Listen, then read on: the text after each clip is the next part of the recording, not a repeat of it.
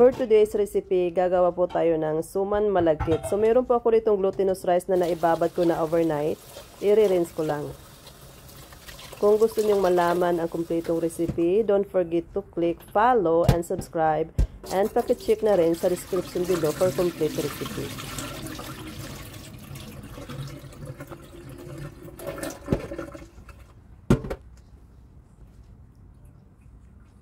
Din sa isang kaldero o sa isang malaking pot, maglagay tayo ng 5 basong coconut milk. You can use fresh or canned coconut milk. Kung gumamit kayo ng coconut milk na nasa can, you can use 3 cans, then add water. Then haluin lang natin siya.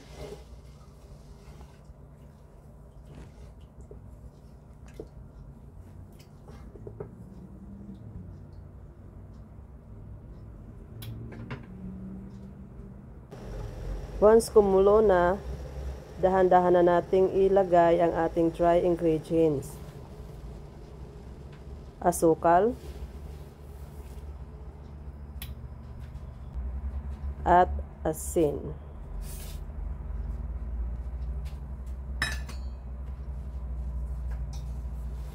Then, imimix lang natin. Take note lang, sa mga gustong gumawa ng suman, sa ganitong stage, dapat yung dahon ng saging ay na-prepare nyo na. Ngayon, ilagay na natin ang naibabad nating malagkit na bigas. So, dahan-dahan lang natin siyang ilagay kasi mabigat.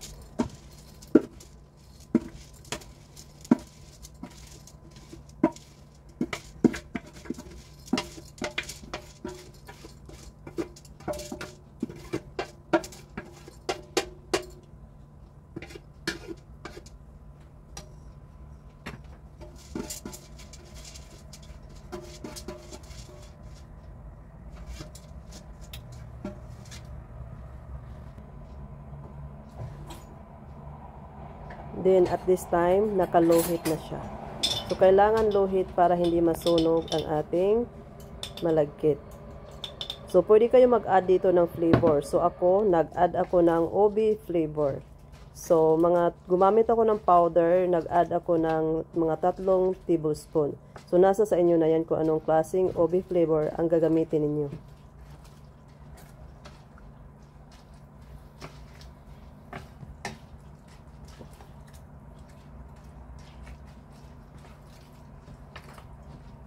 Halo-haloin lang hanggang sa maging well mix na siya.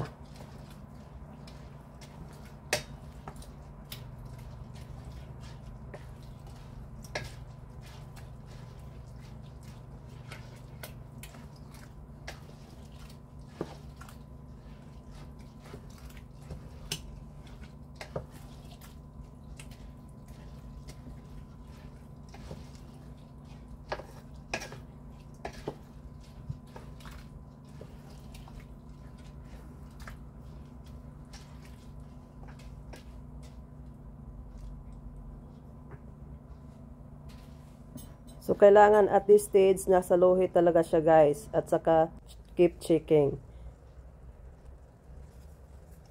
Then, haluin siya time to time. Para hindi dumidikit sa ilalim.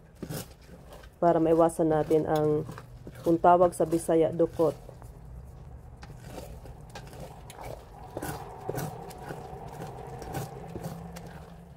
Sa ganitong stage guys, dapat ang banana leaves nyo ay na-prepare nyo na. Para pagkatapos nito ay balutan na naman.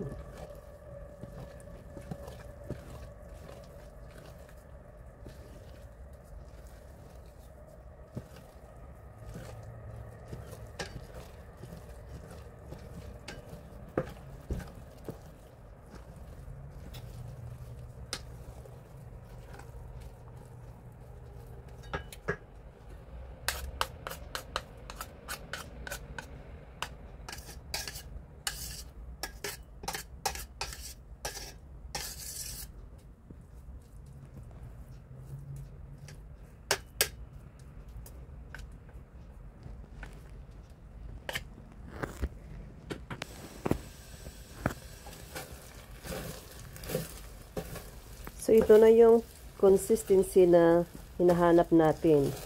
So, meaning, ready na siya. Pwede na natin siyang ibalot.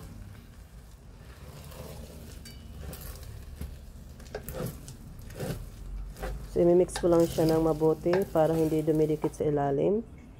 Then, wrapping time. So, sa pagbalot guys, nasa sa inyo na yan kung gaano kalaki at depende sa inyong style. At syempre, pang negosyo ito. So, depende sa presyo na pagbenta nyo or nasa sa inyo na yan.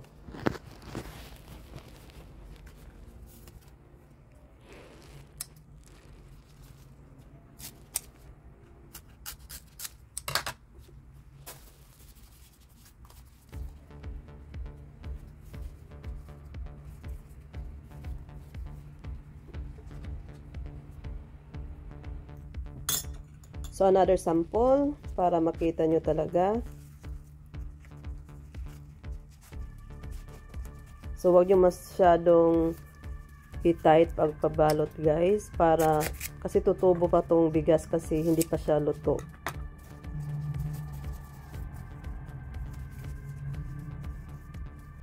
So, sa 2 kilo ng malagkit na bigas, nakagawa tayo ng 46 pieces. So, pwede nyo siyang liitan or pwede nyo lakihan. So, sa pagluto, pwede nyo siyang lutuin right away. Then, pwede nyo siyang i-freeze para kung ma-save nyo siya for 1 month. So, ngayon magluto lang ako ng konti. So, magluto lang ako ng mga 14 pieces. So, depende na yan sa inyo. So, we're going to check our suman, guys.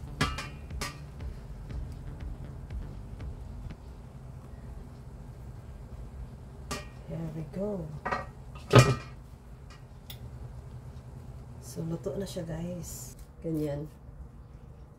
Then, i-pull nyo siya away. Ganyan. Parang saging ba? O, diba? Then, pwede nyo siyang i-dip sa, sa sauce, kung meron. Pero, pwedeng wala rin.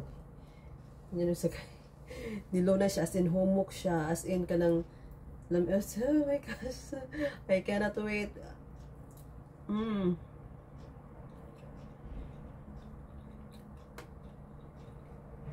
I'm telling you, kahit wala siyang sauce, masarap. Hindi ko makahulad sa sauce.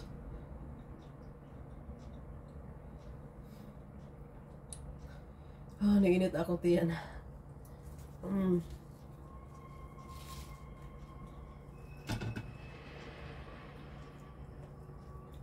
Kaon na noon akong katunga.